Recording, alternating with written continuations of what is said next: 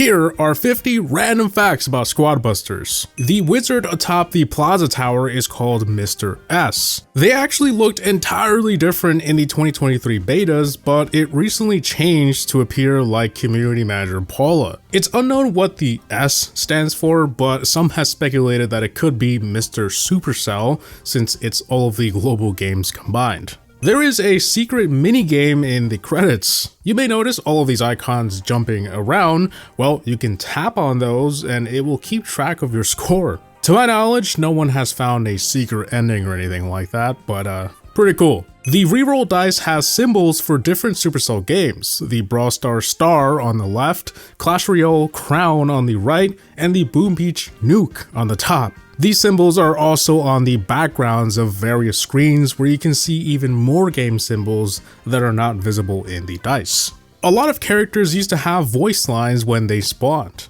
Time for trouble! El Primo!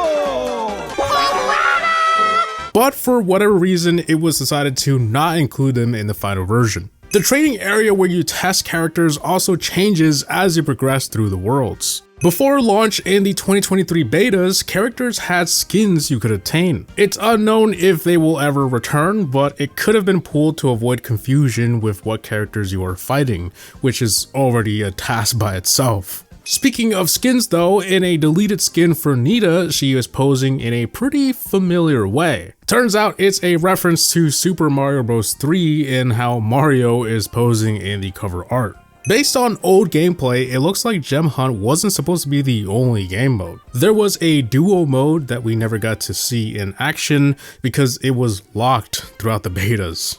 Penny's design is based on an old Penny model from Brawl Stars before she got redesigned. For April Fool's 2024, the official Squad Busters YouTube channel teased that the game would be going portrait. This is a reoccurring joke among Supercell games. The Squad Busters YouTube channel has been around since November 11th, 2020, which could be a hint at when the development for the game started. The game's logo has already gone through one change, having bigger bezels and less detail than today's version. Originally, we were supposed to be able to replace the plaza buildings with different variations. However, during the beta, this was inaccessible and they are nowhere to be found in the global version. Speaking of plaza decor, there used to be decorations that were actually useful, like a coin bank and elixir distillery. One can only assume that these were like the collectors in Clash of Clans. And as you may or may not know, Elixir is what we now know as Portal Energy.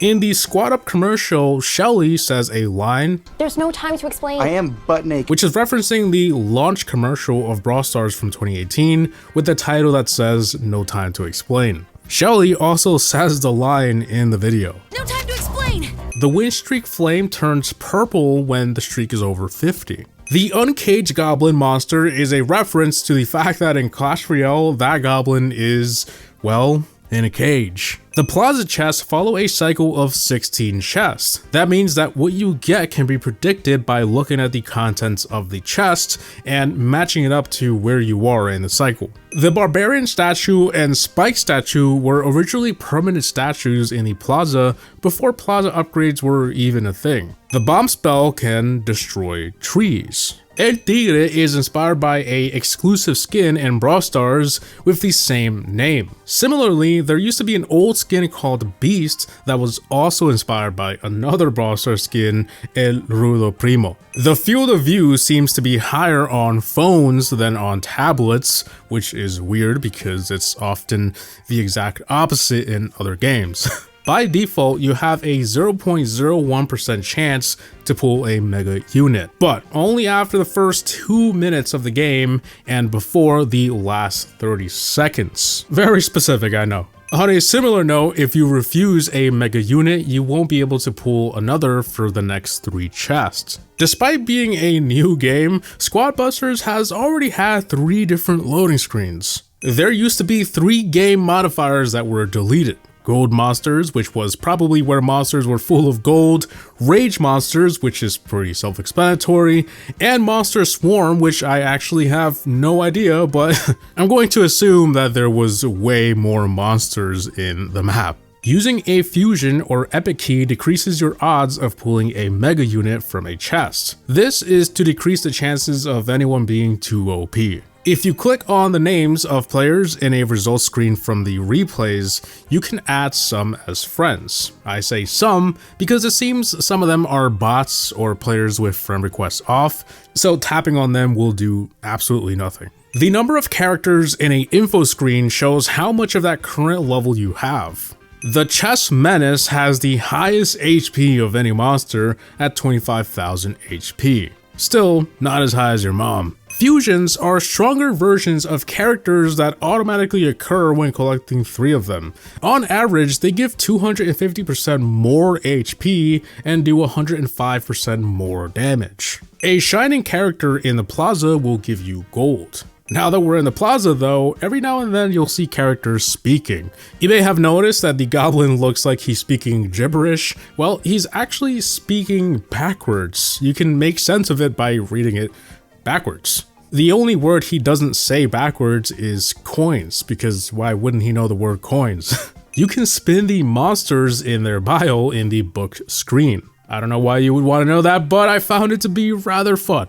You can prevent a bridge from breaking by placing a cannon on it. There are 5 kinds of monsters in Squad Busters: small, medium, bosses, super bosses, and special monsters. That last one only spawning in their respective modifier. Every evolution is just the same sound but in a deeper pitch.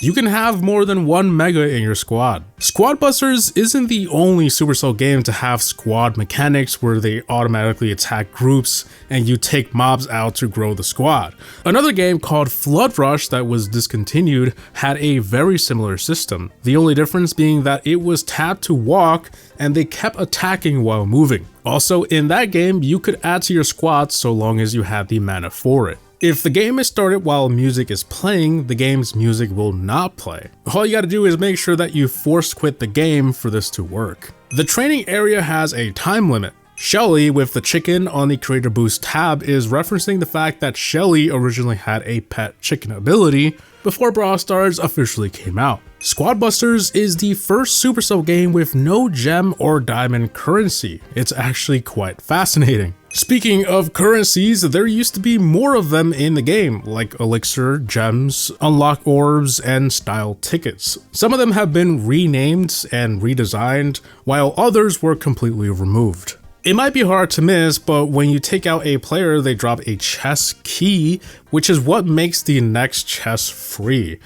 This may be pretty obvious, but at first I just thought it made it free and that's all, but no, it drops a key. You can aim throwable spells and throw them wherever you please. You can also cancel them by dragging them far out until it grays out. Squad Busters is the only Supercell game where your friends are directly tied to your Supercell ID. In the Doppelganger modifier, if you choose Nita then swap, the bear will stay. Here's a useless fact: the trees in the tutorial drops less gems. Now you know. Pressing the turbo while attacking will also make you attack faster. So guys, that wraps it up. Those are 50 random facts about Squad Busters, and random they are. As always, I hope you guys enjoyed today's video. Please like, comment, and subscribe. As always, Havoc Gaming out. Peace.